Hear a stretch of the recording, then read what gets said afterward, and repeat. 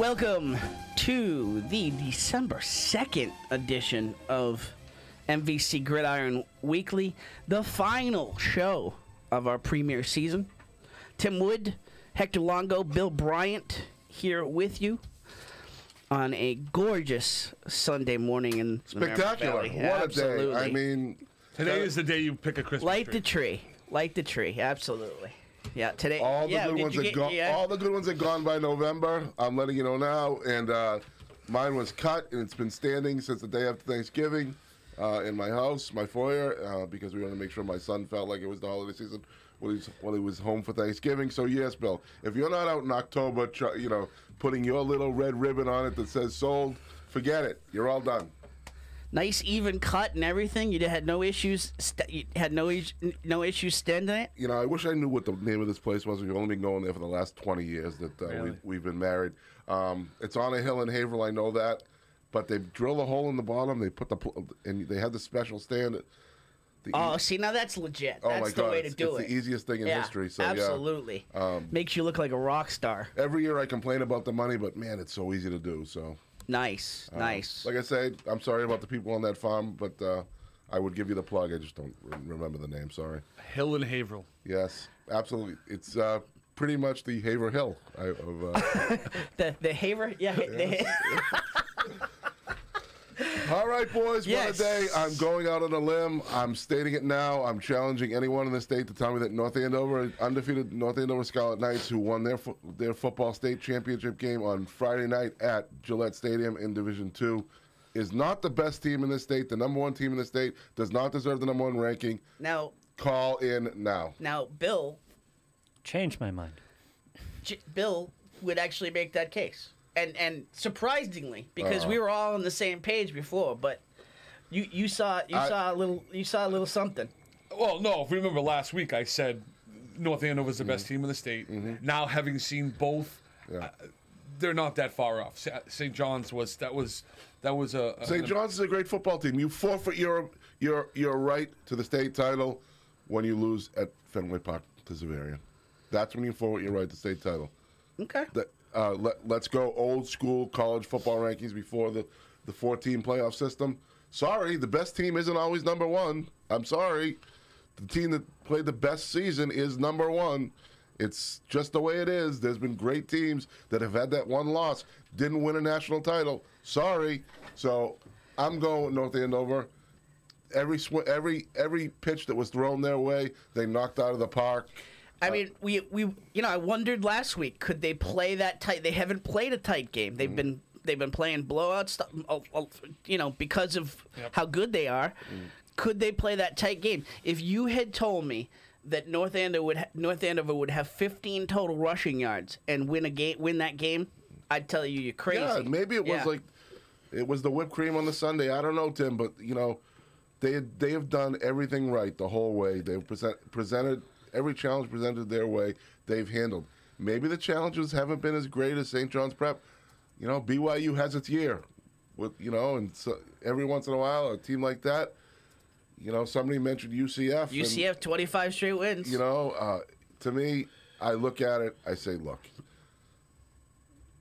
if you want to match on the field, if you want to match talent, they have a icy, I don't know what his last name, Icy Preem, whatever his name is, last name for St. John's Prep. From Drake it. Yes, they have him at North Andover, and with Watson, they have I call him Johnny Rockets because Johnny Rockets was West Rocket. Yeah. West Rocket is the guy.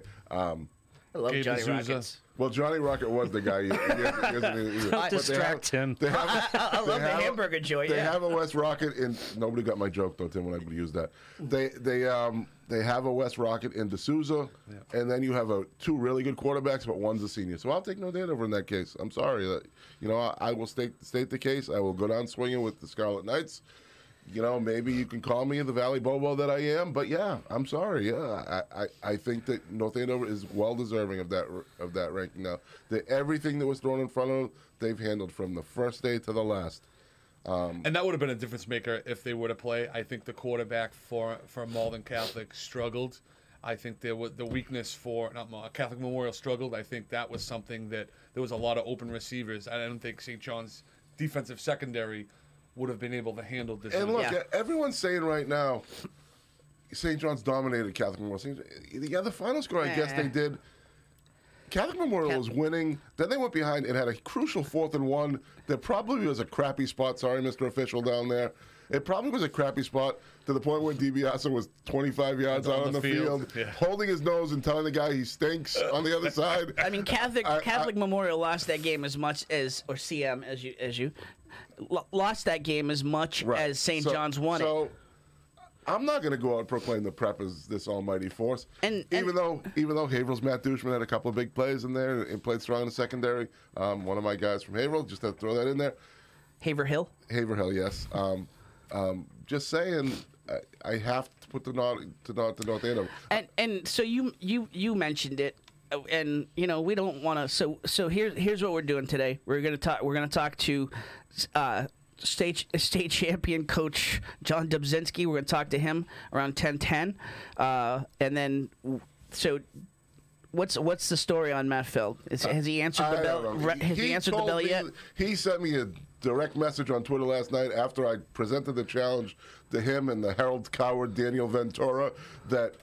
Oh, is Danny still in Florida? No, where there's no phones. He's finally back, but I challenged them both to come on and explain to me how the heck they weren't going to pick North Andover. Bell has not been answered as the yet. number one. Ventura tried to play Mr. Coy and throw his paycheck in the way and say, the Herald pays me, so they'll be the ones who get the first nod as to who my number one is. He wasn't divulging. Whereas Matt Feld said, I'd love to come on and explain why they're not going to be my number one. So I just let him know what the number is, told him we're going to have a little availability around 10:30, and we'd like to get him real quick if we could. So hopefully that's the play. If again, another one of these cowardly Boston guys steps up and answers the bell. I mean, when Sweet Sports came out with their Player of the Year list, their 14 players, I emailed him. I said, "Put your ear flaps on, Bill." I emailed him. I said, "Connor Bryant. How is Connor Bryant not on this list?" And he never responded. So Matt, answer the bell. That's all we have to say. And then 10:40. We will have on Brendan. Now I know Tighe. It's Tighe. Tighe. All right. Yeah. Brendan Tighe, the offensive Division I Offensive Player of the Year, from the Merrimack Valley Conference press release. Yes, I might throw this out there to the Merrimack Valley coaches. I think I have to congratulate you. They've whittled it down to 6 MVPs in the Merrimack Valley Conference. They've whittled that down. I know we used to have a quarterback of the year and a special teams guy of the year, the annual Matt Slater Award that was usually, I think the high point was up to 11 at one point. So now we're down to 6. Yes, I think I can credit the coaches on that one for carving it down to an accurate 6. I think they did a pretty good job overall of it. I think all 6 guys are pretty rewarding. I'm not sure does anybody feel any slights here? I know somebody has to be a loser in this situation. That's not something people like in society today, to have any child lose, but it happens. And yeah, pretty good. I just would like. I guess I would like to know, what is the criteria for Athlete of the Year? Criteria for Offensive Player of the Year, Defensive Player of the Year. I mean, Joe Santoro can make a case from Haverhill. I don't know. There's cases to be made all over the place here in terms of who should be in what spots. The coaches pick this, right? Yes, this is a coaches let's spread the wealth kind of thing, and it always has been. It's tough. Look, being on the coaching side of things, it's tough to make decisions like this. Yeah, absolutely. We're coming off the off cut week, and it's not, in hoops, and it's just been nobody likes to make decisions that, Would it be any better if they had enough media to make these decisions? Something.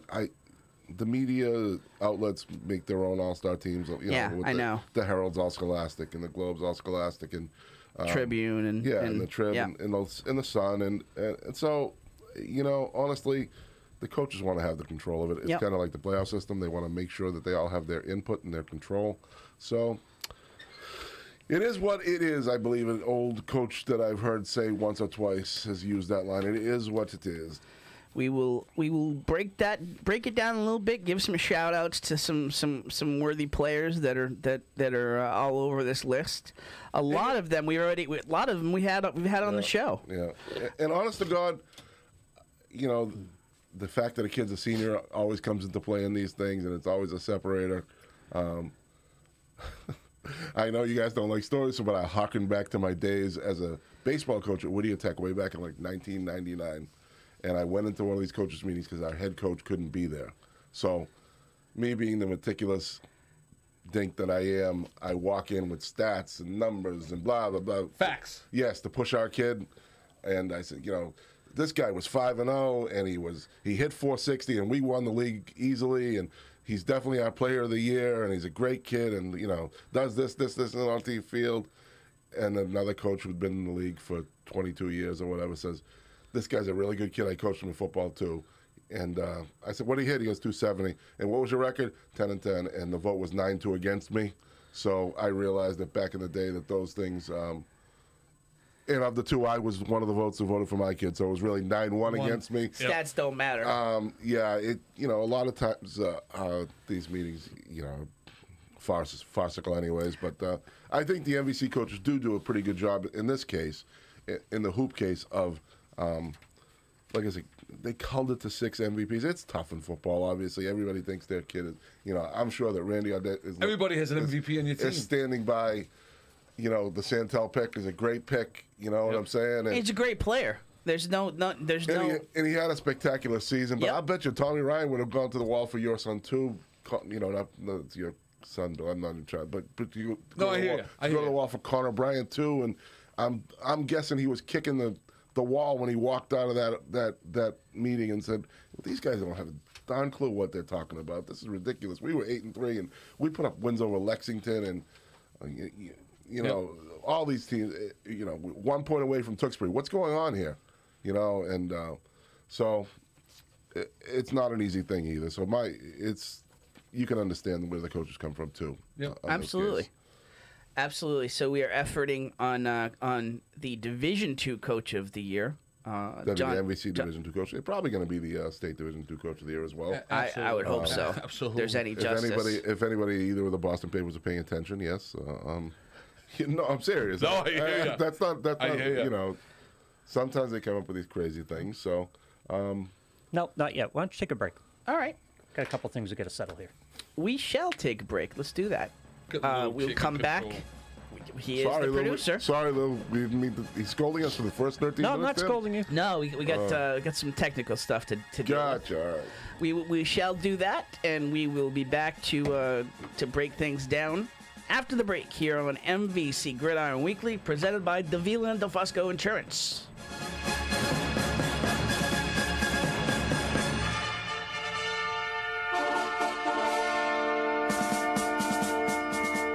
Everyone is cashing in on social media, and all marketing roads lead through social media. If you want to make a splash here in the Merrimack Valley, you need to tap in. This is where the new CEM podcast studios come in. Of course, you can spend your time, energy, and money learning how to wrangle technology to make a podcast instead of running your business. Or you can invest in telling everyone in the Merrimack Valley, Massachusetts, New Hampshire, Maine, the Seacoast, or everywhere in the world about your great business, product, service, or yourself. The CEM Podcast Studio is a local audio and video studio dedicated to the craft of podcasts. Their studios feature state-of-the-art recording and mixing equipment designed specifically to produce the best audio and video podcast. Best of all you need to worry about is your show, your business, and your brand. We do the rest. Call 978-686-9966. That's 978-686-9966 to schedule a no-obligation tour of the CEM facilities and meet with a podcast specialist. Or go to CEMpodcast.com to find out more about podcasting services. CEMpodcast.com, your window to the world. I love talking about my man, Val Davila. It's a dream to own your own business, and Val and Susan Davila made that a reality in February 2013. They started with just 2 insurance carriers, but now Right in Place Insurance for Progressive, Safeco, Pilgrim, Plymouth Rock, and Mapfre, just to name a few. Need auto insurance, renters, commercial, or home? Davila and DeFusco prides itself in having lifelong roots in the Merrimack Valley. Put their experience to work for you. Visit them at 225 Broadway or call 978-241-7950 for a free quote, or visit them online at daviladefusco.com.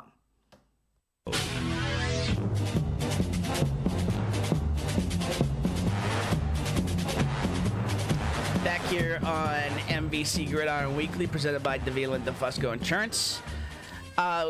Doing an audible. We're going to see if we can get Mr. Matt Feld. He has answered the bell, and see if we can get him to call in here.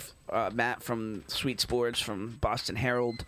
And then we will have Coach John Dubzinski around 10:30. I was surprised at the Ventura response. I really was last night. Just kind of corporate. Hiding behind his paycheck. Come on, Danny. That's not him. That's not Danny's style. I mean, how dare he worry about his livelihood as opposed to come on our show? And... I know, right? he's supposed to be above all that by now. Come on now. Where are your principles, Dan Ventura? Where are your principles? If they would have let him go, we would have had his back. We would have done some sort of a boycott or something.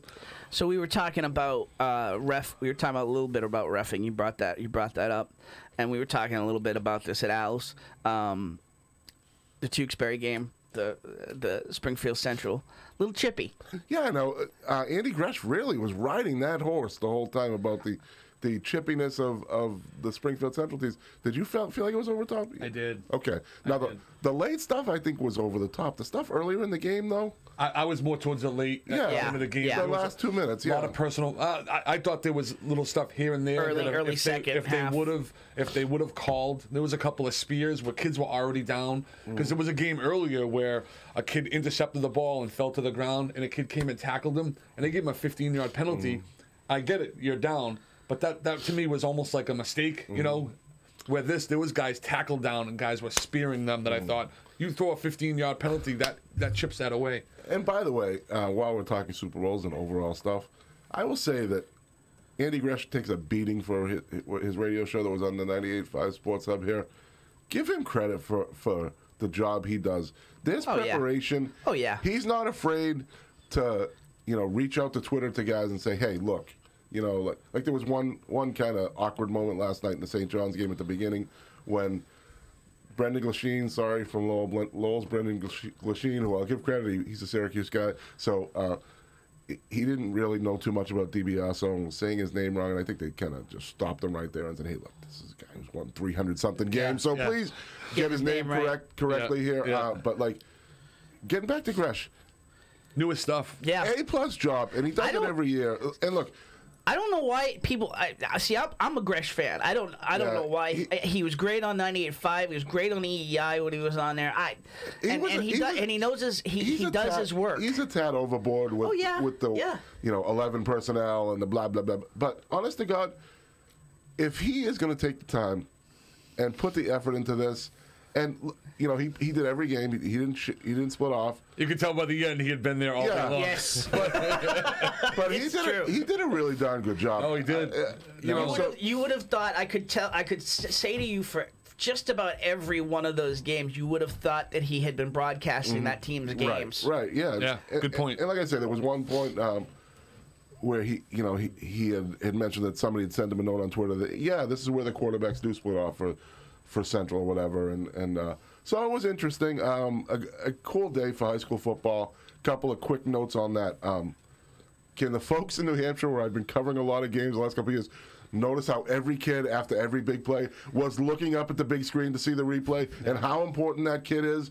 The New Hampshire State title games, they chose not to use the Jumbotron for replays at UNH. They told the UNH people, don't show any replays, and that's all because your officiating brethren are so touchy in New Hampshire that they don't want the people to question their calls. Yeah, whatever. Bill. So, whatever. Come on, it's for the kids. It's not for the guy getting paid $100 to referee the game. And I thought the refs did a really good job because there was a lot of pointing after touchdowns. There was some borderline showboating stuff they didn't call. There's some moments, absolutely. They didn't call.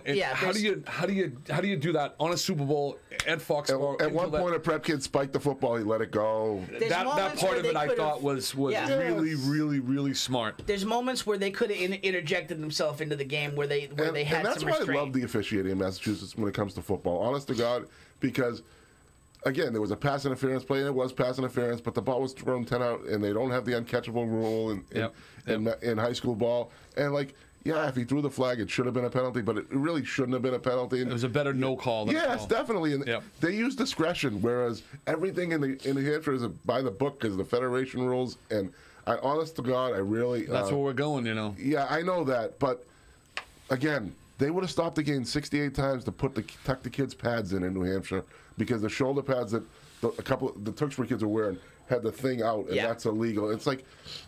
Just let it go. It's not going to hurt anybody. It's not a flying foreign object. And they stop games in New Hampshire. They send kids out. And so I guess I'm not trying to rip the New Hampshire people other than the NHIA who didn't let the replays go in the state title games. Just watch what you have yesterday. I'm giving the Massachusetts refs credit. I watched, 4 of the 8 games or a chunk, probably half of the 8, in different spurts. And never once did you go, what is this guy doing out there? Never once. There wasn't one of those moments. So you guys sound like you weren't streaming the game Friday night. Where'd you watch it on? Various locations, on Fox and then NECN. The NECN had them on Friday night? Yeah, so once the Celtics pregame came on, it moved to NECN. Because when it wasn't on NBC Sports Boston, I went to the streaming. I bought the stream. They moved it over to NBC. You bought the stream? I bought the stream because I didn't know. You were the guy. Got 6 different colors. I'm the guy, yeah. You're the guy. And by the way, listen, whatever that network that they use stinks.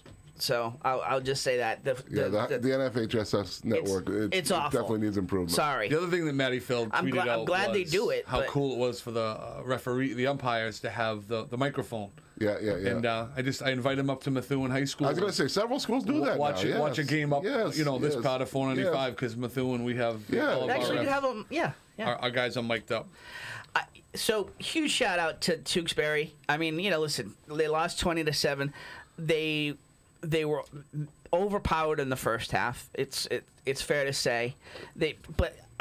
Huge congratulations to Coach Aylward and the team. I mean, they made adjustments. They went from Springfield Central had 227 yards in the first half, and they shut them down in the second half. Well, and they had the shot to win the game. As I'm watching that last night and they're walking off the field at halftime, I'm like, man, if I was a kid, I would love to have been in that locker room listening to Brian because they were down 13-0 and had played like their worst half in weeks. Yeah. Okay? Yeah. So, he would have been nails at halftime, just with the speech and the adjustments. I just would have loved to have been in that environment. Like, remember the Titans sort of stuff? Yeah, pretty much, yeah. And I just, honest to God, I was like, I wish I was there to listen to him for that one because I thought for sure he would make adjustments, and those kids would come fighting back, being Tewksbury that they are. So I bet you, and they did. I knew he was going to make the adjustments, but I also bet you because he understands the history with his family, and that there was going to be a little emotional tugging. I'm going to ask him, and I'm going to because I'm getting to know him, and obviously Coach Ryan. They're very similar. I think he saw that their toughness was wearing them down before halftime. Yeah.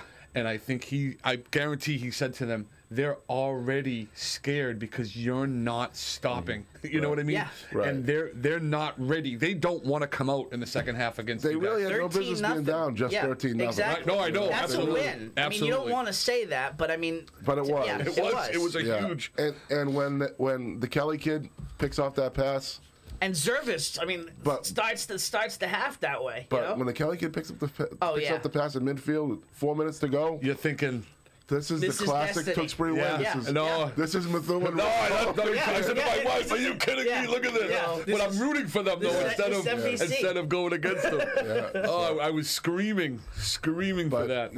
And that's where you give Central the credit. They were a tough team. They were tough. They were tough up front. They matched Tooks every.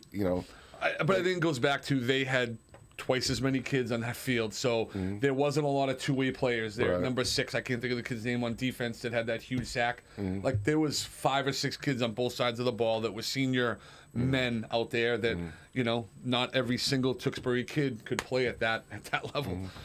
Again, very entertaining stuff though. Great game. The whole day. Even when I was driving in the car, you find yourself listening to games with Nipmuc and Blackstone Valley, and I'm listening to it on the radio. Just because, and I think that was a very telling thing in my life. I'm at one point my wife saying, "What are you listening to this for? Yep. You do you even know where Blackstone Valley is?" And I probably wouldn't if I'd never driven to the Connecticut casinos. You've gone to casinos before? Once. Yeah. But literally, she was right. But it was still cool, Yeah. And it's a cool day, It is. It's kind of like what we're trying to do here is each one of those teams that were there. That was their kind of highlight. That was their shining moment. And while I'm being Mr. Shining moment. nice guy and giving out all kinds of. Lou, do you have the ability to check your cell phone? Yeah. All right, just send you a number for John. So, anyways, I just like I said, if we're crediting, you have to give credit to the Crafts again. Yeah. Oh yeah. I talked to the Tewksbury people. It was an awesome kind of experience to be there. The breakfast, Once the whole yeah, way they put them up. But the Crafts putting up the building for them for these kids, and it has to be rushed, and it is. There's no take 6,000 pictures on the field Right. of every kid holding the trophy. They move you up into the stands for the post-game interviews and all the post-game celebration and stuff. So I'm not sure, that's the best thing in the world, but it has to be because you can only jam so many games Yeah, into it a is day. what it is. So, I think Matt Feld said it was 16 hours from start to finish. Yeah. Give the Patriots credit, man. Honest to God. Plus, they've got a game there today, too. They got to get the Yeah. field ready. Right? They got to get the field ready. Well, they got to get the stadium ready. Not the. Okay, sorry, you're right. They got to get that turf all worked out. Interesting, Bill. They used the pro hashes. Yeah. I was surprised by that. Yep. That they didn't kind of guess at the hashes, or have the officials kind of guess at the hashes. I'm glad they did, though. Really? Yeah, I'm glad they stuck with the pro hashes because I'd rather know than be guessing and try to adjust it. Okay. Yeah, I guess you could do the best you can, but again, adjustments. The narrower goalpost you adjust to, whatever it is, adjustments. It's so worth it to be there. Yep, that's. You could see the joy on the kids' faces. Like, oh yeah. Like I say, what kid doesn't want to look up? I'm guessing Zervis looked up and sees himself running on the run. Forget about the replay. No, I hear you. I hear you. On the 65-yard run, just like the big. He's probably saying, "Don't look, don't look, don't look, don't look." Look up, kid. Look up. Watch yourself. That's a whole different. You see, there's no one coming. I mean, that's a whole different experience. I always think to myself like Hoosiers, the movie Hoosiers, where they get it and they'll. Right. I mean, this is a whole different experience now with the jumbo and it's insane. It really is. And imagine, it's hard not to get a big head about it. And imagine catching a ball in a supremely lit field and being able to see it as it comes to you. Crazy concept. Right. Half of the high school field. Not mentioning not mentioning any names. Whereas you throw to the corner and it's the coffin corner. It's so dark you can't come out. But interesting. It's going to be about a year before you let that one go, huh? Yeah, whatever. But, just saying. Anyways, but yeah, no, a great day. It's a great day. It's such a long season, man. It is just, it's ridiculously long, which brings us back to the let's get rid of Thanksgiving argument and just let them play on November 1st and then play the playoffs and get done by the middle of November. I would really love to see that. I think I'm kind of a segue to Thanksgiving. I think we're seeing that. I think when we talk about this day has to take some more significance as opposed to Thanksgiving. I think in the state, I would love to see. Everyone says the playoffs take away from Thanksgiving. Well, I think Thanksgiving is taken away from the playoffs too. So there's got to be a way to keep the tradition for those schools that are really still all about it, and yet play this up. Again, who's really still all about it? Braintree, other than Braintree. I'll give you Methuen and Drake it, but who's still really all about it? Yeah, but your point was if Methuen and Drake had played another time, yes, with that just play in the last game of the regular season. Because I think a few years ago they played each other twice, kind of like the whole thing the year before, and that this first game wasn't, that was a battle. Yeah. All right, so we are efforting Coach Dubzinski. Try to get him on. It would appear that Matt Feld has Coward. Yeah, maybe he had contractual obligations as well. Terrific. Okay, I mean, I'm just saying. And by the way, we kid because we care. We like all these guys. Those Right? guys We're not. those guys are great. But come on. I mean, think about it. 16 hours. My dad's got gallstones. You were young ones too. He's got more stones than these guys got. All right, so we mentioned. I don't know. Do we have we have Coach. We do. So we'll talk to Coach first. Yeah, we'll go. Then we'll go there. We'll give him a little stretch about the 6 MVPs and see what happens. Coach Tim Wood, how are you, sir? Good morning. How are you? Thanks for having me on. Our pleasure. Huge congratulations. It's state champion head coach from North Andover, John Dubzinski. Tim Wood, Hector Longo, Bill Bryant here on MVC Gridiron Weekly. Coach. Good morning, gentlemen. Good morning. Is it a good morning for you? It's a great morning. It's a great morning. First, you have to sleep first before you wake, so it's not really. I don't even know if it's morning or not, to be honest with you. But I mean, was that the first sleep that you got about 2 o'clock this morning or something? Yeah, I took a good nap. Yeah. And ready to go for the day now. John, Friday night, your team got punched in the face. You handled every swing that the other guy took at you. No surprise on your end, I'm guessing. There was no surprise, Hector, on our end. The one thing that we definitely didn't fly under the radar this season, but the one part of our program I think that did was the defense.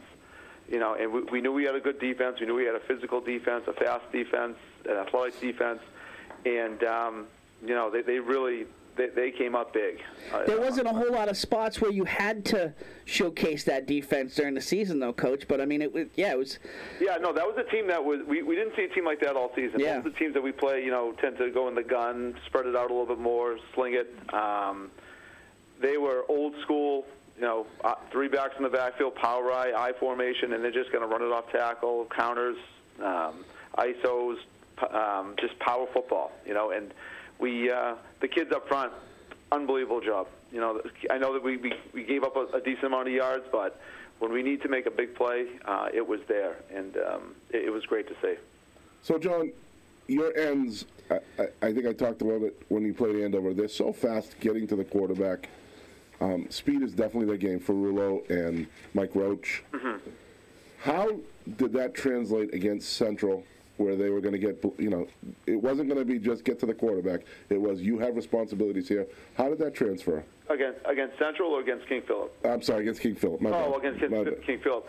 So that was, Mike Roach is an athletic freak, and he's a terror for quarterbacks. But the run, we just said, Mike, you're not going to see many drop-back passes here. Your biggest thing is we're going to have eat this gap in front of you. We have to get low, keep your feet moving, expect a double team, don't give up, keep fighting to the whistle, and he did. And Stephen Ferrulo, who's a little bit more beefy, a little bit more of a run stopper, he did the same thing. Everybody controlled that. The biggest thing going into the game was controlling your gap, attack the line of scrimmage, and just don't get knocked back. Stay as low as possible, and the kids did that. Coach, I mean, this was this group of seniors was your class in terms of where you're at in the program. I mean, coming in here, did you think that you could make this happen this quick? You obviously, everybody's got confidence, but I mean, to turn this into this quickly, you must have had immense buy-in from this class. We did. 3 years ago, 2016, a lot of these kids played as sophomores, and that I thought that was a huge thing. Where it's very difficult to simulate a game in practice. And guys like Jake McElroy, Ryan Slattery, Matt Samanuk, even Mark Federico, J.D. Allen, Mike Roach, Darren Watson, all these kids started for us as sophomores, and they said after that season that we will, we're never going to have a losing season again, and it's nothing, and we're going to work and fight in the off season, play other sports, get in the weight room, and we're going to take a title home, and they carried through. I mean, they showed up every morning. We had 6 a.m. practices, 6 a.m. lifts before school.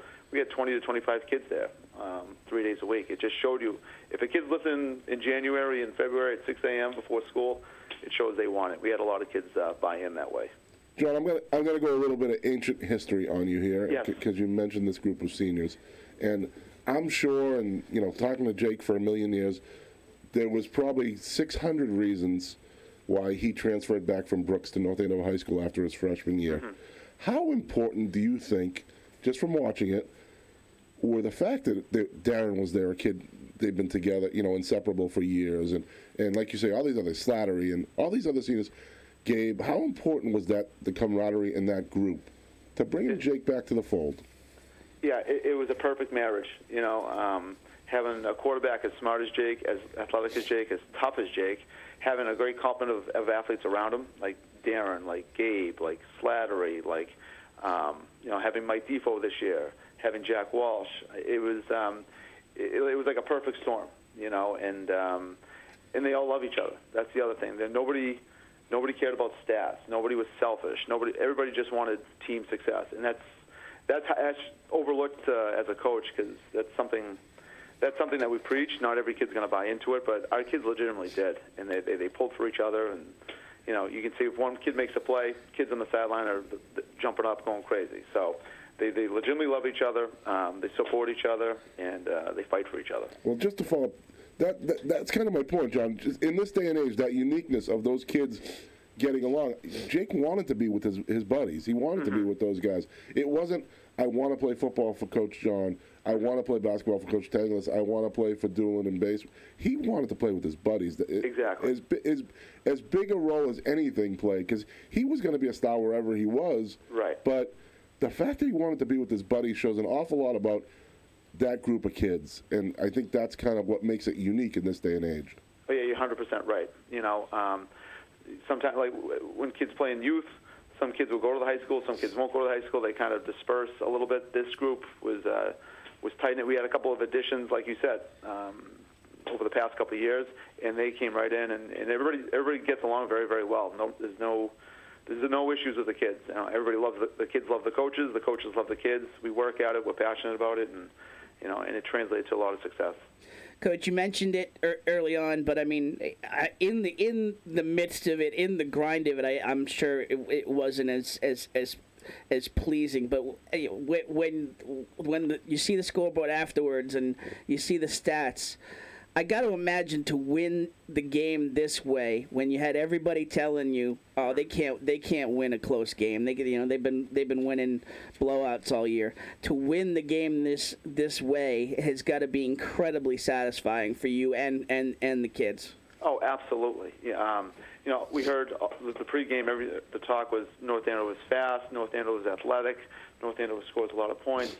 There was no mention about physicality or being able to win a meat grinder like that, and we knew we could. Just a lot of people just didn't think that we had that capability. But our kids handled tough pressure situations. I mean, our basketball team was in the state tournament. They were in the state final last year against Tech Boston. I mean, our baseball team is always very, very successful. We have a lot of kids play basketball, a lot of kids play baseball, a lot of kids play lacrosse. They're always in big games, and I think that translates a lot of us being able to handle a situation like that. We're not folding our tents. Hey, Coach, congratulations, Bill Bryant. Oh, thanks, Bill. No problem at all. Undefeated season, obviously, winning the final game. Talk a little bit. I know you're about the kids, but talk a little bit about the actual coaching. I love like the mic'd up and hearing what's going on the sidelines. A 6-0 game. There's constant adjustments in coaching going along. Just give us some highlights of things that were the focus and some of the things that you guys had to the staff had to focus on to make sure you were able to pull the 6-0 victory out. Yeah. Offensively, I mean, we wanted to run the ball, but early on we noticed that it was tough sledding in there. It was tough to run inside. It was tough to get outside. So at that point, we went 2x2 trips, and we just tried to get the short game going, because they were sending guys off the edge. They were sending guys in the A gap, and Jake just handled it like a professional. He put the ball right where it had to be. Receivers made big catches, and it was tough getting down there. And we had kind of a turnover down close. We had a turnover in the first quarter, but Darren caused Mark Federico caused a fumble. We took advantage of that, and we punched one in. But it was coaching-wise, the defensive coaches. I mean, my hat's off to them. Those guys they log hours and hours and hours of film study and scouting reports for the kids, and we, and the scout team did a great job running them all week in practice. So that was the biggest thing. We told you it's no mystery what King Philip's doing. Right. You know, they're going to try to jam it in there, and we got to be tough up front, and our kids really did a good job. The front 7, the front 8 did phenomenal, and Gabe D'Souza running the alley and making big plays on the outsides. Everybody contributed. Coach, I mean, I know that this wasn't about you, but I mean, you had some family ties in here. You had some full circle stuff going on with you and your dad. You know, you playing for your dad, and then your dad being there. Your dad being there as an assistant on the sideline. I mean, what is that like in sharing that moment with him? Well, first of all, he had the quote of the year when I was lucky enough to get the coach of the year. He called me up and said they could have found anybody living in North Andover to coach this team and win the game. So he says, don't think that you're too good. So always keeping you in check, right? Right. He says with that wagon, anybody could have won 11. But, that's awesome. That's awesome. No, it's special. They've been there since day one. My father goes to every game, and he loves North Andover. He's a massive fan. He loves the kids. He actually coached here for a couple of years with me, but he just wants to watch, and for him to see these kids, because he's seen these kids as freshmen too, and just to see them develop and achieve this it was awesome for him to see too. It was great. Coach, we know the kids love being in a building like that and playing the same place that Tom Brady plays. Did you get a minute to soak it in, and an old man like yourself and like me, do you get to enjoy that a little bit? Oh, heck, you have to. You have to, because you don't know when, this may not come around for 10, 15, 20, or ever again. So, I mean, everybody says you have to enjoy it. Don't get all stressed out about it. You know, it's a game. Yeah, it's a big game, but, you know, if the kids play well, leave it all on the field. That's all you can ask for. But you got to enjoy it, because it's a memory of a lifetime for me, for the kids, for the community, for North Andover. I mean, you should have seen one of the top 5 coolest things that I've ever seen. We left North Andover High School at about 3:30.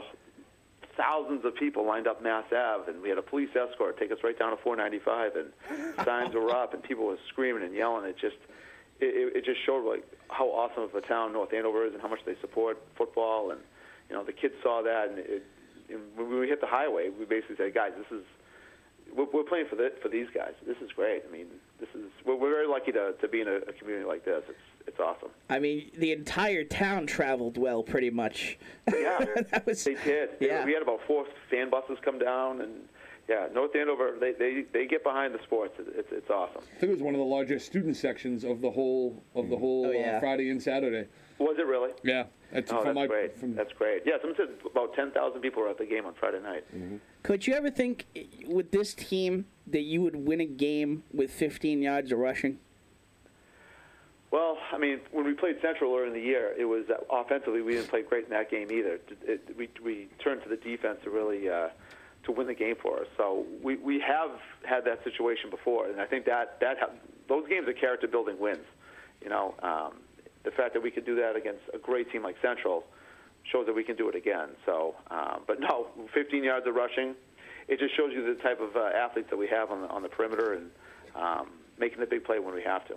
Coach, I won my first game yesterday coaching 3rd and 4th grade basketball. You probably had to work harder than I did. Buzzer beater. 17-16, final 30 seconds. I was thinking of you, Coach. I was thinking of the pressure cooker. Well, this is the problem, though. Now you're supposed to do that every game now. Now you're supposed to win every game. You know, that's why. So when you win the Super Bowl, now you got to win next year. So what's next, Coach? Yeah, what's next? You know. How is the lobbying group being assembled, and how is that coming? The progress to get you named the top team in the state by all these other big shots in Boston? Well, I mean, obviously it's their decisions, but I mean, I believe we're the only undefeated team in Massachusetts.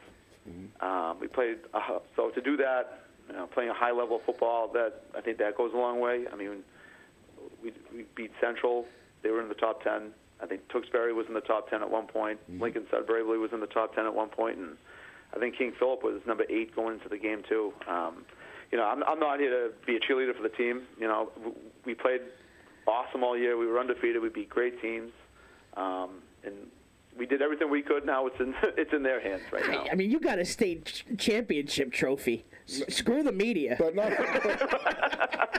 No, we got to keep the media happy, though. Okay, fair enough. But not for anything, John. You wanted Central. You played them. You didn't have to play them. We didn't have to. No. So.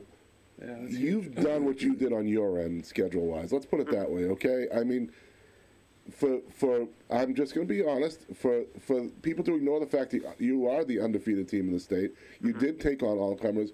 I would find it egregious. Like, and nobody's made any decisions yet. I don't want to punish people for something they haven't already done yet. Although Matt Fell is promised that he would tell me why he would not pick you guys as the number one team.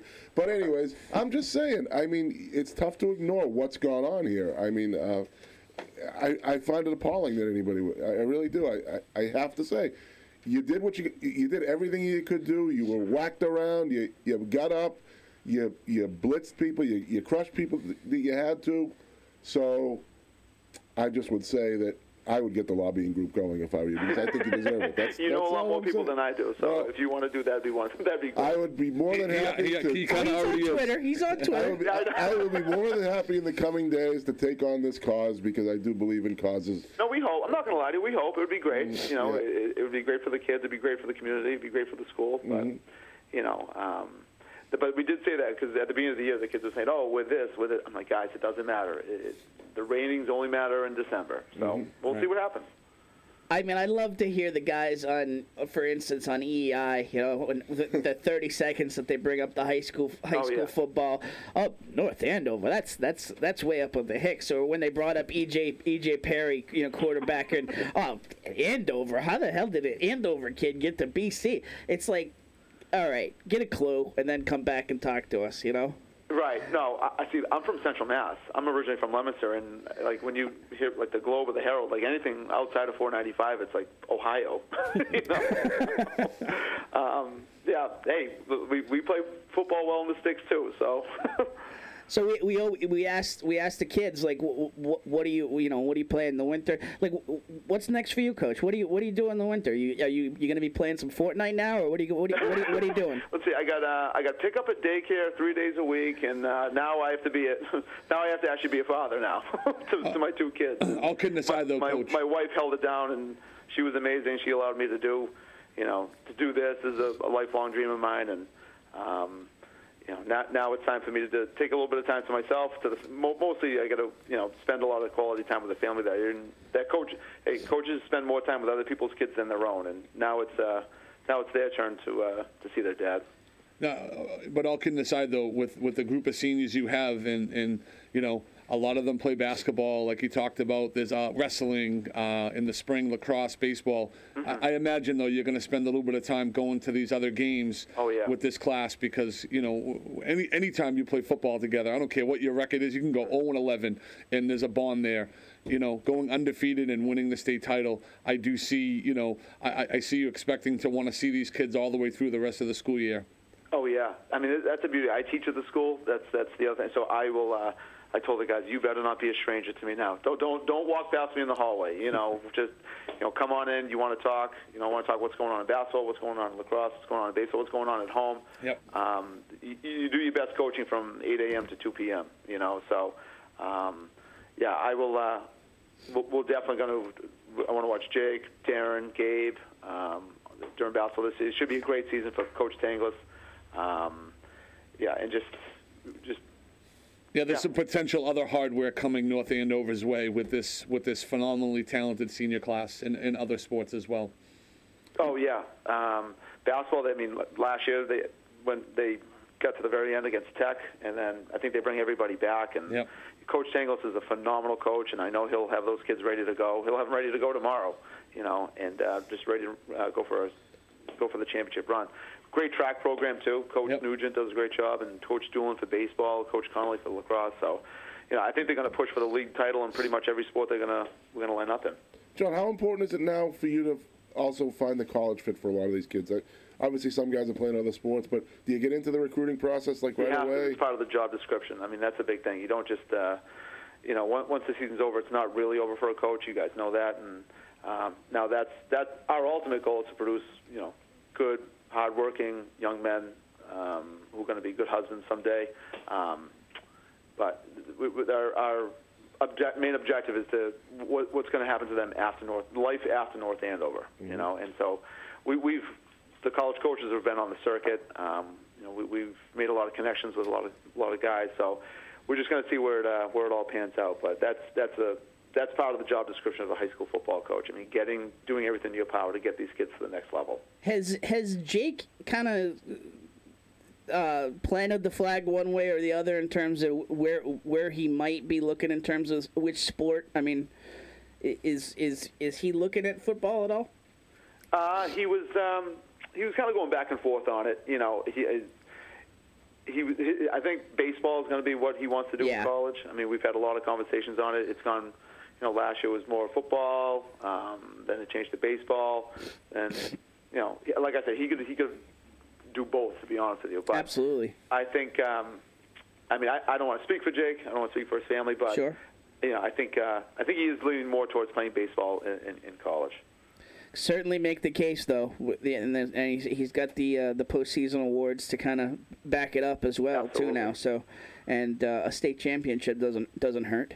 Oh, exactly. Hey, Coach, it's been a huge honor of ours. Listen, I mean, we picked a good year to start this, and it's been an honor to be able to document some this run, and really appreciate you coming on and it's my pleasure. Getting your kids on the show at a drop of a dime here in terms of just all the help that you and all the folks over at North Andover have given us. I do. This is like this is a dying thing. You know, you don't really hear, like when I was a kid, my father would always go on a radio show before a game, and and that didn't really.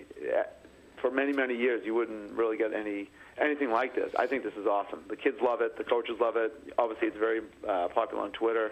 I hope this continues on and grows. You guys do a phenomenal job, and coaches really, really appreciate it. Well, you helped out first year by winning the Super Bowl.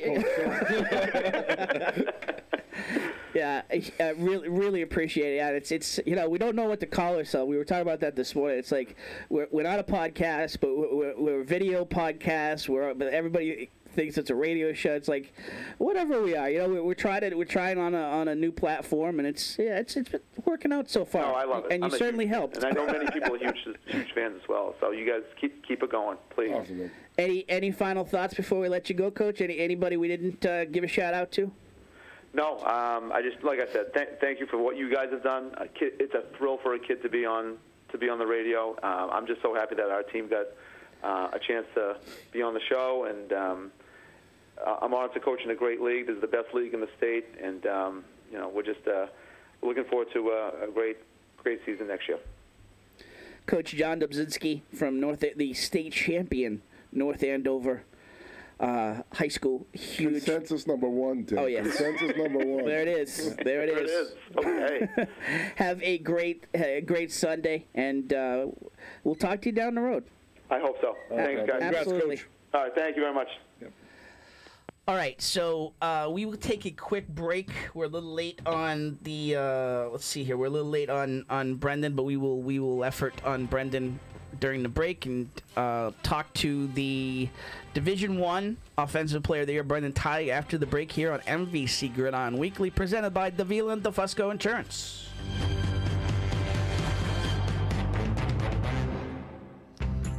I love talking about my man Val Davila. It's a dream to own your own business, and Val and Susan Davila made that a reality in February 2013. They started with just 2 insurance carriers, but now Right in Place Insurance for Progressive, Safeco, Pilgrim, Plymouth Rock, and Mapfre, just to name a few. Need auto insurance, renters, commercial, or home? Davila and DeFusco prides itself in having lifelong roots in the Merrimack Valley. Put their experience to work for you. Visit them at 225 Broadway or call 978-241-7950 for a free quote, or visit them online at daviladefusco.com. Everyone is cashing in on social media, and all marketing roads lead through social media. If you want to make a splash here in the Merrimack Valley, you need to tap in. This is where the new CEM podcast studios come in. Of course, you can spend your time, energy, and money learning how to wrangle technology to make a podcast instead of running your business. Or you can invest in telling everyone in the Merrimack Valley, Massachusetts, New Hampshire, Maine, the Seacoast, or everywhere in the world about your great business, product, service, or yourself. The CEM Podcast Studio is a local audio and video studio dedicated to the craft of podcasts. Their studios feature state-of-the-art recording and mixing equipment designed specifically to produce the best audio and video podcast. Best of all you need to worry about is your show, your business, and your brand. We do the rest. Call 978-686-9966. That's 978-686-9966 to schedule a no-obligation tour of the CEM facilities and meet with a podcast specialist. Or go to CEMpodcast.com to find out more about podcasting services. CEMpodcast.com, your window to the world.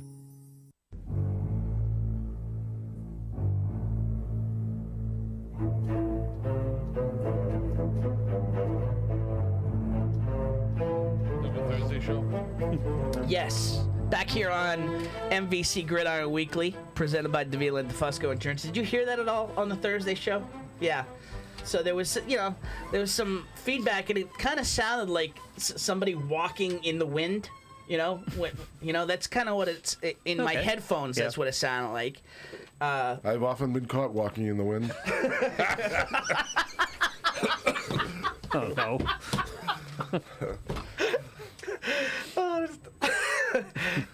Let's move on real quick. Hurry up. Hey, Davila. No, we're going to let that simmer for a little bit. Davila and DeFusco Insurance. Go!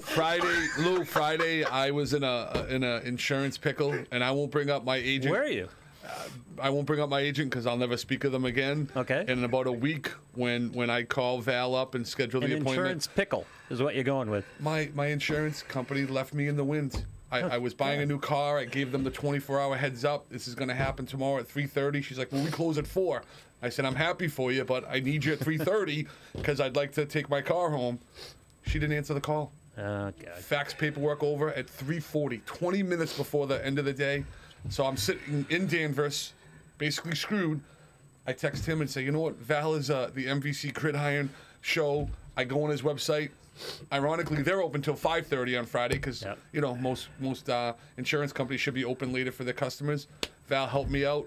I was out of Danvers an hour and a half later than I should have been, but I'll soon to be a new Davila and DeFusco insurance guy. Did you get a movie review while you were setting up your insurance? No, I was in a little bit of a hurry, so we cut the small talk way down. You can read Val's review of Widows on the next edition of Loop Weekly. Widows. I needed Val's help. Yeah. Phil, Oh, yeah. Phil, one question on that. Yeah. There are still fax machines? Right? Tell me about it. Yeah, there are. Tell me about it. Honest to God. And some companies still require them, which is annoying. The as hell. car dealers, I mean, they're keeping the dot matrix printer industry in business. The car Val was like, "Can they just still use email the it to dot me?" matrix. And the car people were like, "No, we'll fax it." I said, "Yeah, but he just little scan email. We'll fax it to him." I'm like, "Val, they really don't want." That's what happens when you deal with Freddie from Freddie's Used Car Lot. Don't be knocking Freddie now. Every time I bought a car, they start printing out the dot matrix. I'm like, what? It's the state requires it. They The still point of the use those- story is yeah. though, Val, the owner, was there Friday at 4:30, Yes. stepping up and helping me out. So Yeah, Yeah, and tickets for not the an 8:30 isolated show. That's why. right, yeah. not an isolated story too. I've had a couple of those instances where I needed help in the pinch and same story. So not a surprise. Not a surprise. Val's a great guy. Yep. And you know who else is awesome? Jen Hamilton is been amazing for us this year. Jen Hamilton, Keller Williams Realty. Listen, you're buying, you're selling. You need expert advice, and you need that person that's going to deliver for you. Jen's been doing that for decades here in the Valley and Massachusetts and New Hampshire. She's an award-winning realtor on volume sales, on dollars. You name it, she will get the job done for you. You want a no-hassle, free estimate in terms of what you're looking at in buying and selling in this winter market. Call Jen at, oh geez, now I had it up. And yeah, all right. 508-954. Where'd it go, Lou? It's in the rotator. Mumble, mumble, mumble, mumble. Yes. Yeah. We'll get the phone number in a second. But Jen's amazing. She's supported us all year and supports Loop Weekly, supports anything we've been doing, and then jumped in on MVC Gridiron Weekly. The premier season of it, she jumped in, no questions asked. So huge thank you to Jen. Jen Hamilton, realtor. Keller Williams Realty, a realtor to trust, especially as you head into the winter market here. All right, do we have Yes. our gentleman? Yes, we do. Fantastic. We've been trying to find the right spot, and he went ahead and won an award. So that created a good spot to have him on. Brendan Tighe, Lowell High School, the Division I Offensive Player of the Year. How are you, sir? Good. How are you? Very good. Tim Wood, Hector Longo, Bill Bryant here on MVC Gridiron Weekly. So, you had an amazing year, Brendan. You just the team, but I mean you delivered in all the spots, broke records at the school. I guess let's just start in terms of just can you explain a little bit of your love of football and where that started? Well, first, thank you, but I grew up around football with my dad, and I've always been at the Lowell High games, and since then I've just loved it. Was Dad a player, Brendan? Yeah, my dad played, yeah. What's his name? Marty Ty. Okay. So he kind of introduced you to the game early? Yeah, like he didn't force it upon me, but he definitely helped bring me to the games, get me started, things like that. So record-setting season out of you. Talk about just getting it going offensively. You guys had some big outputs, 50-point outputs. Talk about why you guys, and that's been the way with Lowell for a few years now, the ability to score points. Why do you think that is? Well, that's definitely due to Coach Chris, Ben Christopher. Our offense is always fast, up-tempo. We're always putting points up on the board. And then the O-line this year was good, giving Foyle time. Foyle was delivering balls. Mm-hmm. And it was just a good year for us offensively. Okay, so now I have a good friend who coached against you this year, and he was he was worried about you. Obviously, like a lot of other teams, they worried about number 16 when they watched you on film, and then you went off and scored on the first play of the game, and against them. And the first thing he said was, they run that play every time, and they score every time on the first play of the game. Go ahead and stop it, right? Yeah. What is going on with that? Like, what is that play that you guys go to that kind of has been that go-to play? What makes it so good? So we call that a key screen, and basically it's just a run-pass option, and I just move out a few steps, and if Foyle reads that no one moves, he just chucks it to the sideline, and then from there, I've got a lot of good blocking this year from my receivers, like David Brito and Justin Villanueva, the running back, would come out and block. And after that, it was just a chase down the sidelines for all of us. That said, though, what is it like to know that they're all just keying the tape in on you, and yet you're still you're still lighting them up? I mean, what is that like to know that even with all that tape time put in, all that attention, you're still delivering? Well, I mean, as a competitor, that's what you like to see. You like to see the other teams key on you, but once it gets to game time, that's kind of all gone. It's just to go out there and execute, do your job. Now, have you and Aiden played together ahead of high school?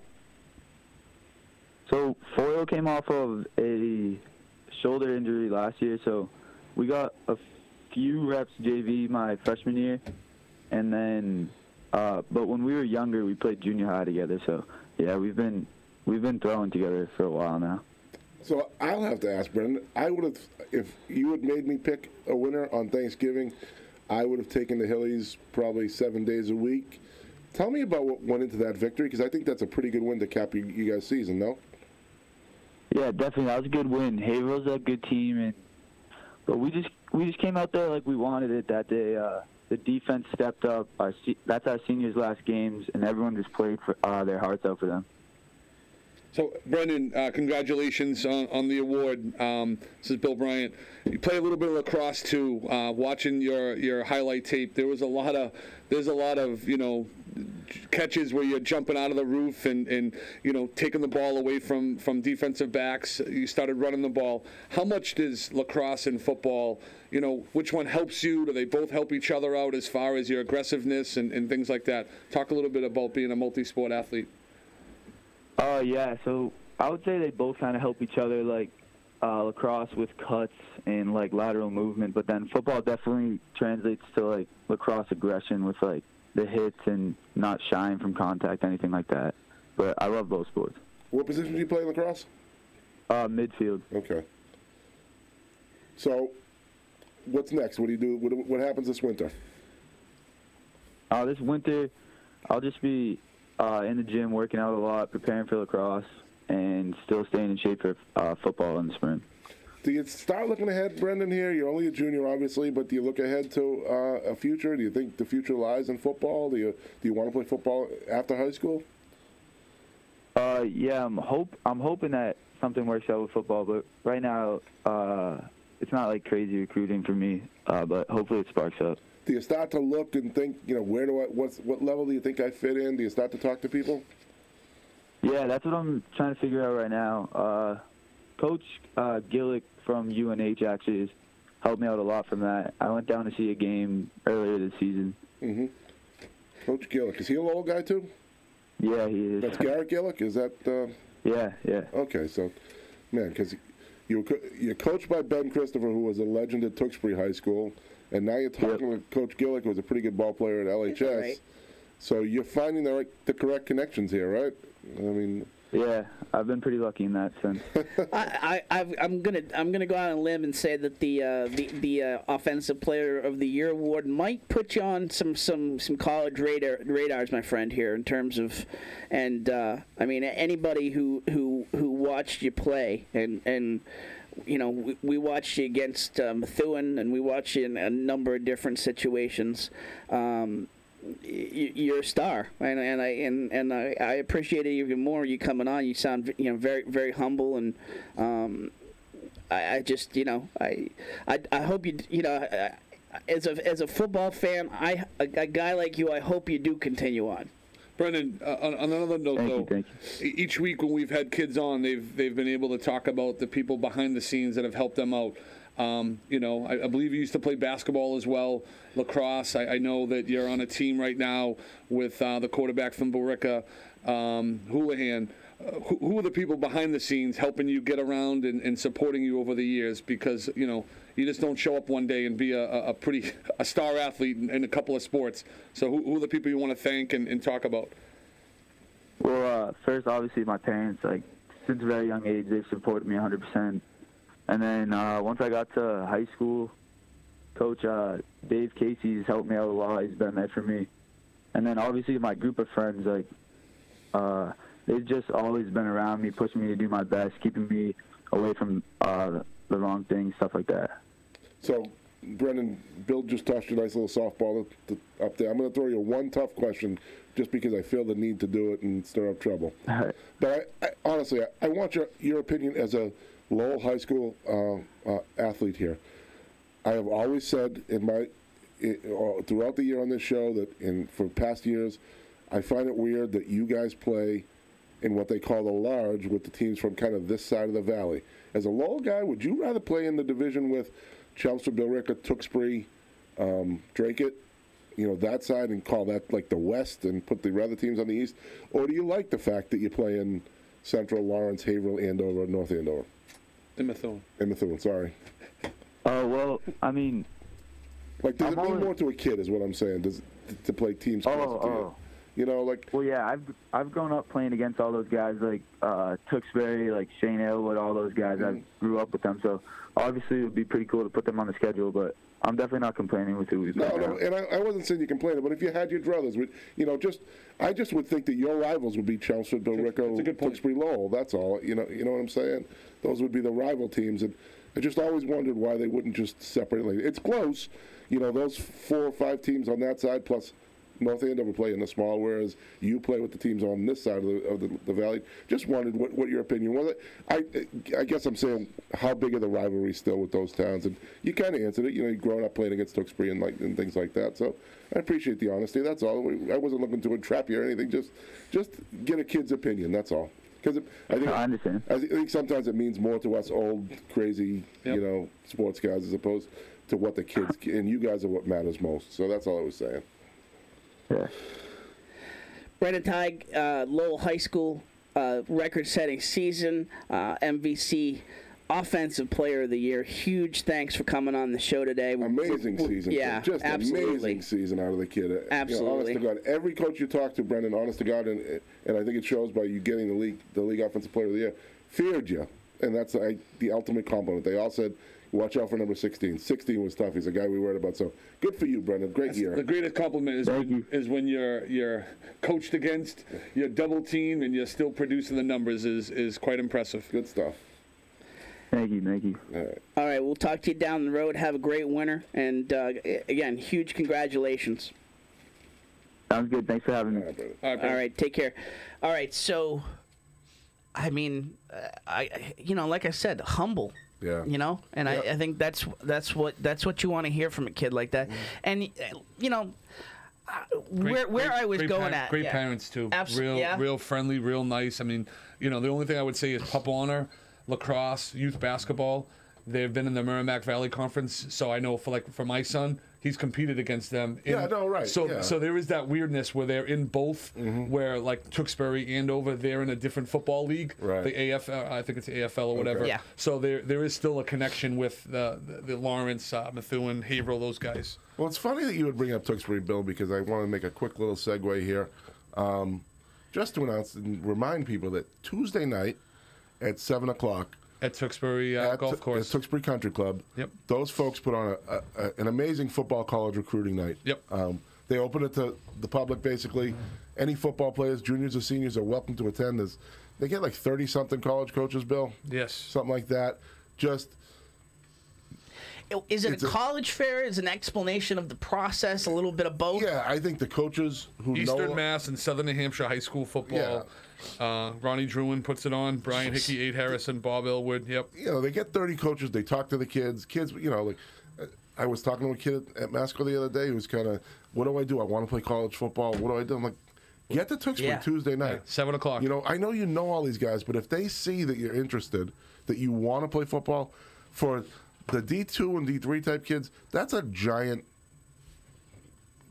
box to check. Oh, yeah. You know what I'm saying? That you showed up. College football is no gimme. It's not your typical walk in the park. There's amazing commitment, and like most sports, all college sports are you have to have the commitment. But football's a little different. You have to have that little desire to play. You have to really want to play. A little bit more year round. But there's a pain that comes with football. Yes. That you have to either like or at least be able to endure. So show the coaches that you want to be there. You're looking for a home. You're looking for a place. And then they'll start looking at you a little more seriously. They'll look at your highlights, look at your high school film. And that's what I told the kid. Tuesday night at Tewksbury Country Club is your opportunity to go, look, I want to play college football. This is what I've done. I know you've seen me, but seriously, I want to be a football player in college. So it's an opportunity that a lot of kids don't know about or might pass up. This is one that's important to be there and show coaches that, look, maybe I do have an interest in St. A's. If let me go talk to them or pick a college, wherever. This goes back to Elwood, though. Like the conditioning, the preseason camp he does, the postseason. How amazing is that? They just Tewksbury does it right, top to bottom. Yeah, like I said, so I did want to bring that up only because it's a great point. A lot of people don't know about it. There's no cost. There's no it's not like one of these things. It's not some. But like you said, you don't know where to get started in the process. Here is that spot. It is a good opportunity. If you're thinking college football, it's a place to be, especially. For the juniors, I know a lot of the recruiting for the seniors has been done already, but especially for juniors that are interested. And Connor will be going Tuesday night. Brendan's a junior. I mean, what I was trying to get at is just that's a kid selfishly as a football fan. again, I know every kid plays multiple sports. Selfishly, as a football fan, I want to see that kid at the next level. Yeah. I want to. Now, it might not have the stereotypical, combined stats, but see the kid on tape, see the kid in person, and that kid deserves to be on a college football field. Well, I find it interesting that he brought up UNH, that they've talked to him there. I mean, UNH is a school. This year they had their 14-year run of playoffs in the FCS snap, but it only happened because their quarterback got hurt. Yes. This is a program that annually feasts on the Merrimack Valley Conference. There'll always be Great 2 or 3 point. starters, and they'll have kids from Pennsylvania and New Jersey and Florida on their roster and starting, but they come to the Valley and they recruit the Valley, which is very interesting. Brad Edwards has a chance to be the starting quarterback as a redshirt freshman next year from Central Catholic, and they've had Mike Balsamo and DeAndre Drummond-Myrie. They've had players up there from UNH year after year after year coming to the Valley. It's been a very big recruiting source for them, so I find it interesting that, They're already chatting. Yes. UNH out of the mix. UMaine stepping into the void. UMaine won yesterday. Big win over Jacksonville State yesterday. Huge. Very unhappy that I got to the computer a tad late yesterday. I was going to say, was that in the mix? A Southern team playing in Maine in December was an absolute lock of the century. My man Roger Brown from the Union Leader up in New Hampshire is a UMaine alum, and the game started at noon. I texted him at 12:50, and I'm like, I cannot believe I missed this opportunity. This was a freebie, Lou, to hit out of the park. Jacksonville State against the University of Maine, and I blew it. So typical, but it wasn't. It wasn't the typical Maine game either. They won 55-21. Yeah, there was some offense put on the. They beat the daylights out of Jacksonville State. Put on the tundra up there. They're still warming up. Yeah. Jacksonville kids. Seriously. Yes. Yeah. Seriously. All right. Let's take one more break here. We'll come back. We'll talk some awards, a little bit of awards, and then we'll put a wrap on the season here. Cause some final thoughts on our premier season. We'll do that right after the break here on MVC Gridiron Weekly, presented by Davila and DeFusco Insurance.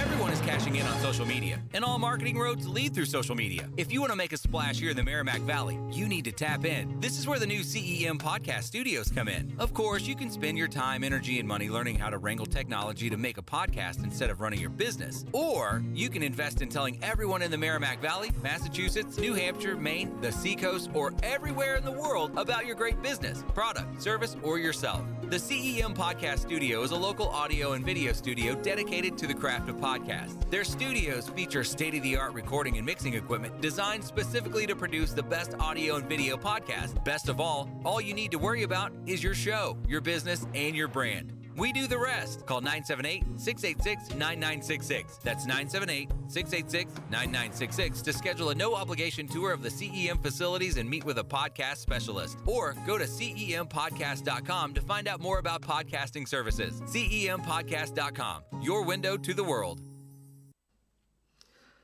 I love talking about my man Val Davila.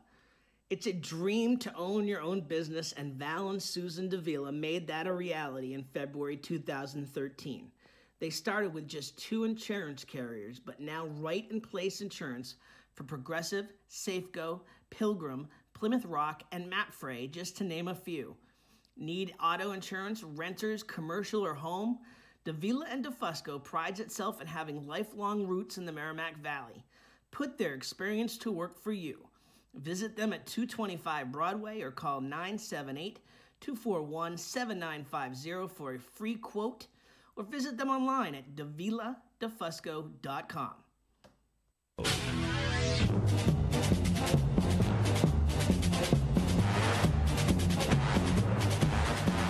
Back here on MVC Gridiron Weekly, presented by Davila and DeFusco Insurance. Our last football game, last football show of the season.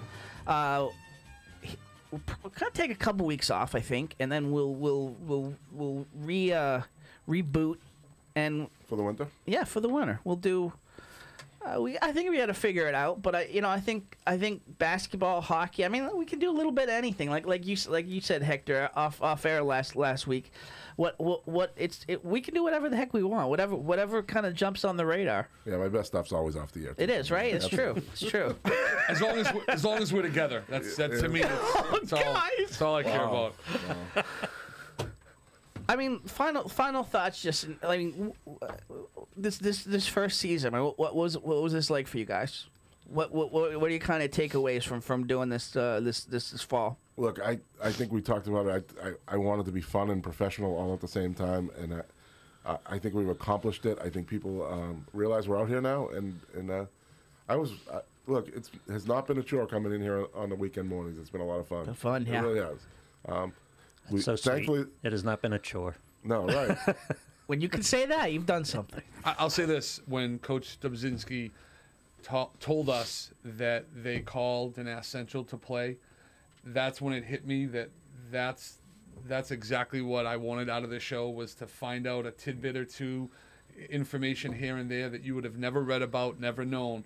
And it goes back to, you're talking about them being the #1 team in the state because they are undefeated. There was a lot of reasons why, but then to find out that they went and got one of the tougher teams in the Merrimack Valley Conference, say, you know what, we have to play you. That to me is what I want the show to be. Never mind the kids and all the things that we're doing, but those are the cool pieces of information I think is key. And look, Bill, we would be remiss sitting in this studio right now.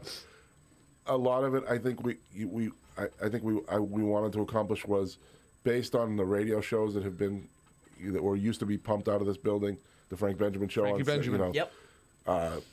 Before him, with him, Danny Roach and John Moran was part of the show for years, and they always did a pretty good job. For a lot of it was just very informational, and it was again, like you probably, I remember Saturday mornings waking up and needing to listen to it on the way to practice or whatever. Yep. And so I think we wanted to take the best of that and kind of move on into this situation, and the new technology, the next next generation advance that, and I think we've kind of done that. So hopefully people support it, because that means people support high school sports, and it's pretty cool when you talk to these kids and see that it does matter, that you do matter, and they bring up something you said or what have you. Yep. So like I say, I don't think we ever wanted to be stars or anything like that. I'm way too old for that and don't really care about it. But we just wanted it to be professional. I do enjoy this, and I think professionally speaking, we did a pretty good job with making the kids feel like it means something. And that's all really that really matters to me. You know a lot of kids because of your outside profession, and for me as a coach just in Methuen, growing up in Lawrence, my ability to get to know kids other than just when I coached against them, but probably one of my highlights as well is at the cheering competition, kids from Drake at Tewksbury coming up to me, hey, the show was awesome, and that was pretty cool. Definitely not about me. It was more them saying the show about us was really cool. Well, we know that because the rating spikes when you weren't here. Crazy. Yeah, the spikes way down when I wasn't here, but that's all right.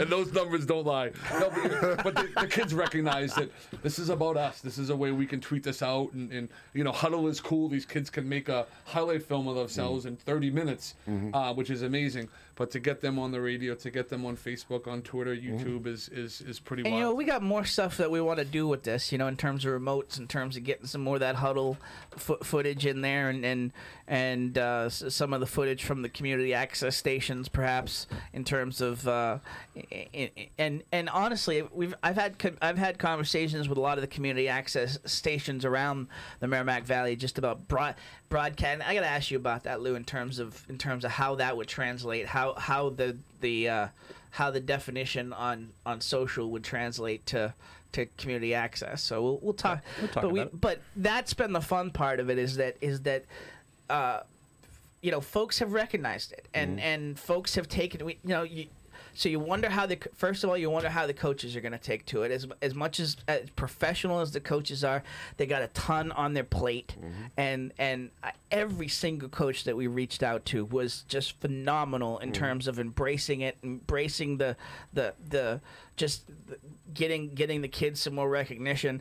And then, honestly, the kids and the families were amazing. I mean, when we started doing the poll, the MVP poll, I mean, we would regularly have 500, 600, 1,000 votes on these polls. So, I mean, we're humbled by the support. Yeah, and look, I think week one when we had Jake in, on the line, I think when we were talking to him halfway through the interview, I was like, okay, this is going to work this year. The kids are into it. You could tell he kind of set the tone for the year.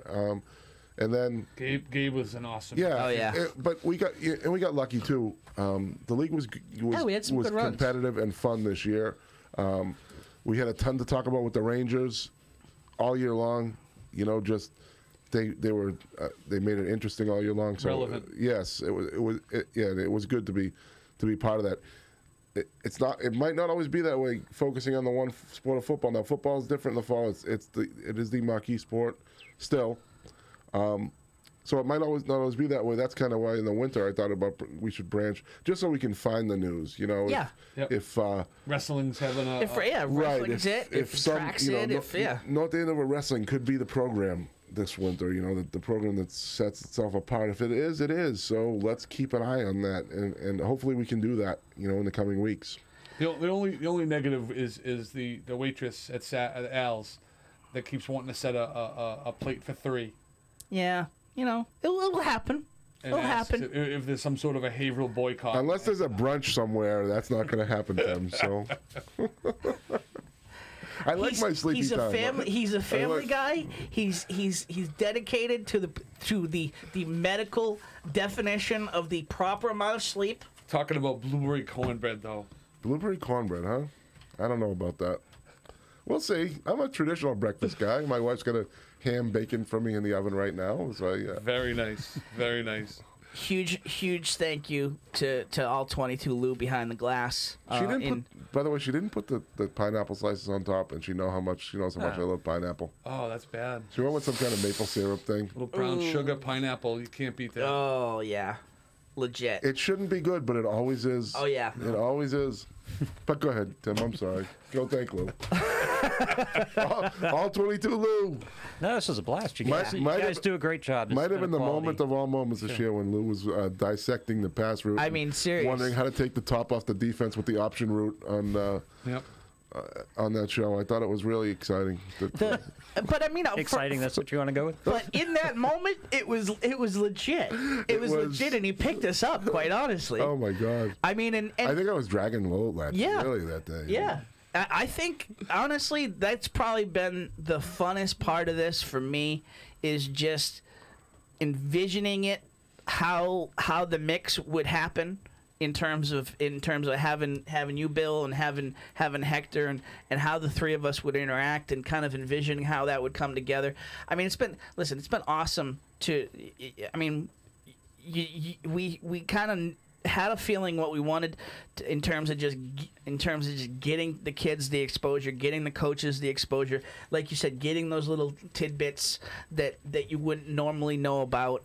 But it's been fun just personally seeing the chemistry kind of work out. And can I be disappointed in one thing? Yeah. Can we find a way to get the local newspapers to acknowledge our existence? No. I think we need to. Nah, I mean, it's just not going to happen. It's just not going to happen. So that's fine. There can't be a note that we're on Facebook Live. No. In the newspapers. You worked for a newspaper, right? Hector, you know how newspapers. And honest to God, Lou, their attitude towards us. Honest to God, for 20 years while Benji was still alive, I would say, why doesn't he call us and say, hey, on Saturday morning, I'm going to have such and such athlete on. We would, help his audience immensely, and I never understood why there was the cross. Before we go and say that, have you reached out to them at all? Don't they listen? Jesus, an NBC football show. But I mean, have you reached out? Because I can't say I've, and that's on me. I can't say I've reached out. But honestly, I don't know if I've reached out. But hey, we're having such and such on. We're talking about MVC Sports. As a professional, don't you think you'd want to listen and know about it and then throw it back at you? Hey, this is a pretty good show. To be quite honest, we've paid positive dues to this play. Oh, this show stinks, when yeah. they've done something good, and absolutely correct. Listen, Again, and I know they're listening. Yeah. I mean, I've seen it. They I've would seen be it dumb from their not to, reporters, Tim. so- They would be dumb not to because it's their job. But if you have any professional pride, but and I know they do, so I'm sure they do listen. But I'm just saying, I would think we could have worked together. Maybe we can do something to change that. And I think we can. Listen, I mean, listen. They're doing some cool things on the sideline with the video plays. Yeah, absolutely. Dave. I mean, they work their butt off, and Kyle Russo's a great guy. Yeah, Works absolutely. his butt off. So like I said, Kyle Russo. Oh my God. Like I say, I just can't, if we. When we move forward, There's room for growth. I know there is a paper that does recognize us all the time. Loop Yes. Weekly. I don't know if you've read. Integrated brand acknowledgement. Honest to God, it's everywhere. It's like it's just immersed in the fabric of the communities here. Yeah. So Listen, I mean, to the point. I mean, that's one of the areas where. Let's be big and get better is all I'm saying. Yeah, that's what I believe. Let's be big and get Let's better. just be bigger than I believe in friendly competition. But it's not and I think competition, Tim. It's But I mean, it's pushing each other to be better. That's what I mean. Okay, yeah, right. That's what I mean. Yeah, okay, yeah. And I think just the existence. I believe in high tide raises all ships. I really do. It's cliche, but I believe in it. And right? You never heard that? Did you invent that? You never heard that? See, that's a main thing, Bill. Yeah, no. The high tide yeah, is- definitely. Bahama. Oh, yeah. Bahama. Bahaba, yeah. Booth Bahaba. Yep. No, Can't get there from here. it's definitely a lobster thing. Yeah, no, but I mean, No, but you're right. You're right. I really do. Let's help each other. I've always believed in that throughout my career, and because it proves true. Like, listen, you beat me on a scoop. I'm the type of guy that let's have a beer. And I'll pat you on the back and say I'm gonna get you tomorrow. Yeah, but the thing that I think Hector's talking about is even removing all that. The whole basis of what we're doing is promoting a student athlete. And I hate for the kids. to say that it's So for the kids, but I mean not, it really is. How do you not? Let's work together. How do you Yeah. not grab that and say this is awesome? Like as we're sitting here, and you guys mentioned that, like for the kids that got Players of the Week that got voted, maybe one of the things we can do is attach their huddle highlight film to the link here. So Absolutely. now there's extra ways to get a hold of them. So if a college coach is checking out our show, oh look, Brendan, look, boom, there's his highlight, his huddle film. Great idea. I wasn't able to find that. So there's some other things that I think we can do to help kind of promote absolutely. For the kids. For the kids. Absolutely. Now, there's definitely more stuff within the local media. There's more stuff. Again, like I mentioned, the community access stations. A bunch of them have shown interest in terms of rerunning the show. There's a bunch more that we can do, and I think, I mean, the end result of it is you're promoting the kids. I mean, Trying to make it cool you for don't the want to kids. get cliche about it, okay? But I think we, as media guys, I think we connected. Certainly connected with you. I don't know if you connected me, but I respected you from the minute I started. I'm sorry, Hank. I'm sorry. I'm getting all emotional, but Well, I'll give I a mean, group hug afterwards, Tim. your Okay. work on high school sports, you get it. You get it in terms of what it's about, what it means, the drama that's created because of that passion, and you've gotten it. Then there's not a. I mean, it's a dying breed in terms of, and that's why, honestly, as much crap as we've given to Matt Feld today, I appreciate the heck out of that guy, because just to see a younger generation now embracing that, and I hope the hell he stays with it. Yeah. I hope the hell that it's not a, because by the way, I did that ladder thing, you know, and went from high school to college to pro, and I went back to high school because it's the pros it's a completely different thing, and so to be able to have the platform to do this, it's been special. It's been special, and listen, we need your support. We've gotten it. With the listeners, the watchers. You've shown up in droves. You've been phenomenal this year. You know, I've said it again. I believe that this platform is the platform of the future. There's stuff going on social media and online that we're probably even behind the curve on at this point. But this is the wave, and I can just say, in terms of a sponsor, we will promote the heck out of you. I can't guarantee you numbers every week, but what I can guarantee you is that we will promote the heck out of you, and that your money will be well spent. And if supporting the kids isn't enough, because listen, you got to get your return on investment as a business, we will give you that ROI. So, hey, congrats, Gridiron Lawrence of Oak Tech won the Tech championship game. School championship. Yep, that was a great game. Let me ask this: season comes to a wrap. If there's one thing that you can predict or hope for a change for next year from the MIAA in regards to football, how do you predict those guys? Not that it would happen. What I'm saying, something that you say you want based happen? on what we talked about all year. If you could say, hey, this is one thing that I think that they should do, whether or not they do it or not is not going to hold you to it. But what would be something that I would turn 8 divisions to 5. 8 divisions to 5. They won't. That's all. No, but that's not I what didn't say they wouldn't. Yeah. turn, But what would make it? What would make it better? I think 8 Would they divisions though? to 5. Is No. there a scenario that you see? I mean, No. we kind of write it off out of No, hand, but they won't. And I use 5 as a number because if you played 5 games at Foxborough on a Saturday, you could Have the moments in between. Yes. and- yes, and spread that out just a little bit. I'm not saying go overboard. In the Kevin Bradley fashion, winning the vocational Super Bowl years and years ago, when he literally made me wait for an hour while every kid stood on top of the thing with the trophy. Every kid in the program, from the first starter to his scrawniest sophomore, got to hold up the plaque while on somebody's shoulders, on the team's shoulders. you're on deadline with the TRS I'm like, 80. it's 4 degrees out here, Kevin, and I really would like to talk to somebody and leave, but he's like, wait. But anyways, I digress. But yeah, 5 games, let the day be enjoyed. Again, I can't say how important that cool those days are down at Foxborough. So that would be my thing to make it better. Yeah, nutshell. I would. I mean, they've got to look at the playoff system. It's not. I don't. It's.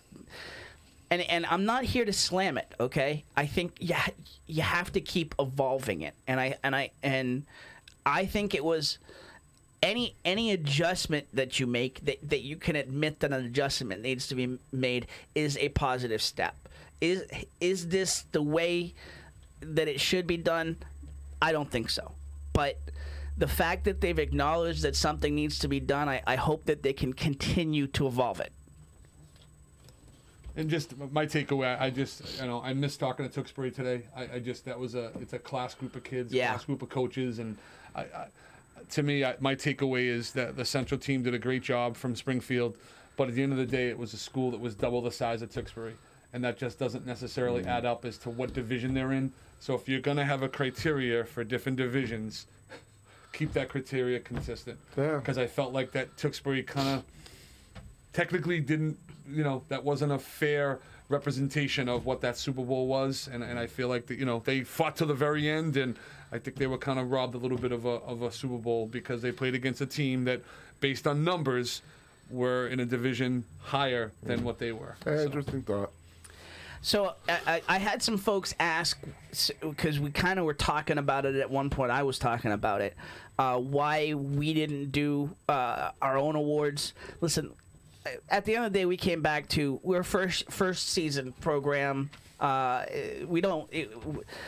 It just isn't time yet. And we, eventually maybe we'll probably won't be next year either. Yeah. We'll see. Yeah, we'll see. Maybe we'll evolve into that. Maybe I've had some folks mention maybe an awards dinner or something like that. Just to kind of bring all the fans of the show together. But let me ask Hector this. Remember back in the 80s, they used to have the ice cream eating contest? Oh, yeah. At Derry? We talked about that. I would have loved to have done something like that where you get the linemen or the non-paper guys to come out and do some sort of a remote and do that. That was something in my childhood, to see these turkeys sit there and eat, banana splits and parfaits and all that was always really cool, and a lot of people showed up. So that would be. I'd love to do something like that. We'll make it happen. All right. JG's is all about it, that's for sure. All right, folks. Again, huge thank you for the support this first season. Like I said, we will take a couple weeks off here, probably 2, right? Yeah. Math, yeah. We'll take a couple weeks off. Just follow us on Twitter. Follow the MVC Gridiron Week tag on Twitter. We'll let you know day and time in terms of when we're coming back, but we definitely will be back for the winter. And we look forward to continue talking to the great athletes and the coaches around the MVC. For Lou Blasi, Hector Longo, the Hall of Famer. A lot of nicknames thrown out today. Valley Bobo, Meticulous Dink. A lot of good stuff today from Hector.